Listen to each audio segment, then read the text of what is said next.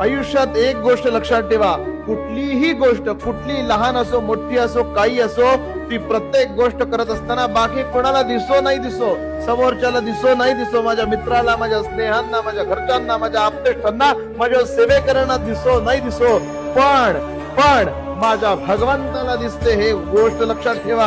माझा भगवंत सगळीकडून बघतोय. त्रिभुवनामध्ये त्याचे डोळे विस्तारलेले आहेत. सगळं त्रिभुवन त्याच्या त्रिनेत्रांमध्ये सामावलेला आहे. तो भगवंत सगळ्या बाजूंनी आपल्यावर लक्ष ठेवून असतो. त्यामुळे तुमच्या चांगल्याचा तो न्याय करेल, वाईटाला शासन करेल, हेही लक्षात ठेवा. त्यामुळे कुणाला फसवू नका.